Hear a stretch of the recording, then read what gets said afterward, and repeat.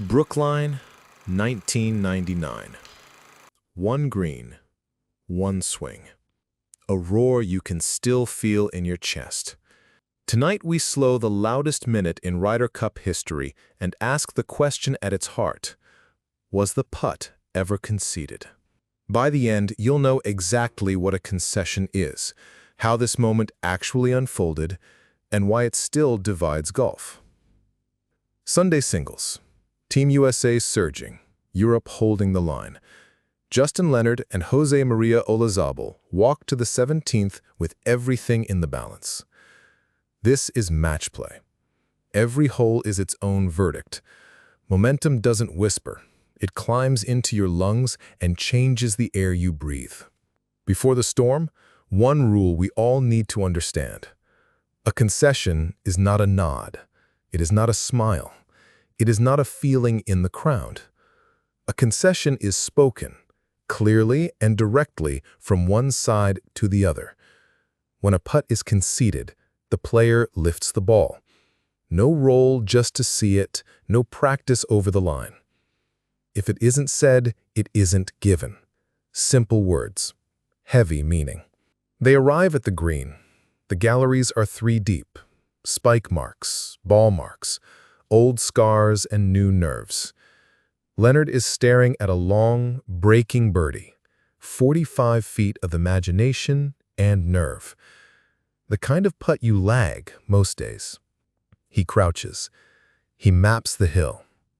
He sets the blade. He sends it. The ball starts right. It climbs the ridge. It tires. It turns, like it heard a secret. It kisses the front edge and vanishes.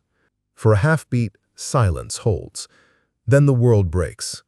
Teammates surge. Flags wave. Fists pump. That sound, pride colliding with relief, it feels like the end. It isn't. Because José María Olazábal still has a putt to tie the hole. Look at the green now. It's a street party. Footprints across the line. Caddies and players hugging. Security easing bodies backward. The crowd doesn't mean harm. They're just swept into the moment. But match play runs on rhythm, and rhythm just got torn in half. In golf, timing is respect. And in this moment, timing lost. Here's the core. Was anything actually conceded? In match play, truth has a mouth. If you can't repeat the words, clearly heard, clearly acknowledged, you don't have a concession. The rules don't award points for vibes. Noise is not consent. Emotion is not agreement. If it isn't said, it isn't given. So the officials restore order. The green slowly becomes a green again. Teammates step back. The chants fade. The air cools. And the only fair path returns, as it always does: concede the putt out loud, or let him putt it. Pause here. Feel the human cost. Strip away the flags. See 2 people inside a storm. One just did the impossible and is trying not to float away. One stands in that echo and must find stillness. The celebration didn't make the putt longer, but it changed the temperature of the moment. Pressure is contagious. It stains the silence. Walk through the sequence with me, frame by frame. Leonard holds. The surge. The wave of bodies. Olazábal waiting. Eyes on the ground, then the cup, then the scuffed line. Marshals working the edges. The green clears. A breath returns. If no clear words were spoken, the choice is simple. Putt the ball. The game demands it. Fairness depends on it. This is where etiquette and adrenaline collide. Every player knows, celebrate big, but don't step on the opponent's last word. Most days, the balance holds. On this day, the heart leapt first. Not malicious, just human. But golf doesn't ask for perfect people. It asks for good timing. Joy after the hole is closed, not before. Let's anchor again in the rule everyone can carry to their own weekend rounds. Two clean outcomes. 1. That's good. Clear, audible, acknowledged. The ball is picked up. The hole ends. 2. Silence, or anything less than clear words. The player putts. No gray door called probably good. No committee for crowd volume. Speak it or play it. Why does this minute endure?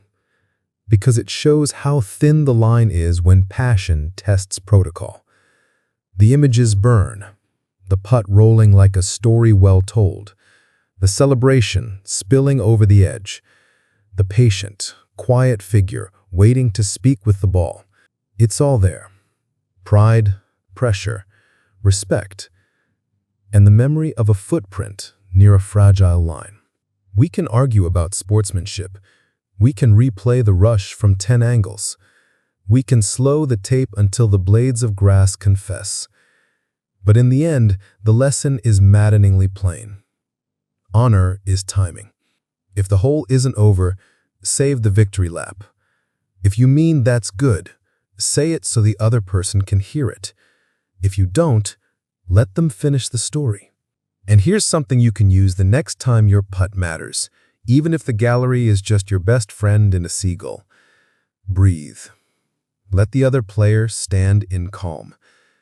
If you want to concede, make it unmistakable. That's good.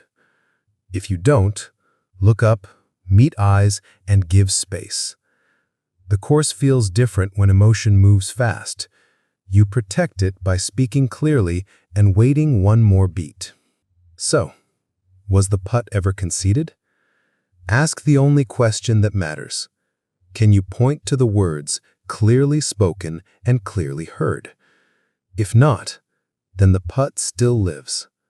The hole still breathes. And the story doesn't end until the ball drops, or the concession does. Brookline, 1999. 1 minute that still echoes. One rule that still guides. Celebrate big after the last stroke. Speak clearly when you grant the gift. Leave room for the other person's swing. If this changed how you saw that day, tell me why. If you were on that green, would you have rushed with your heart or waited with your hands by your side for one more breath? Thank you for watching. See you on the next tee.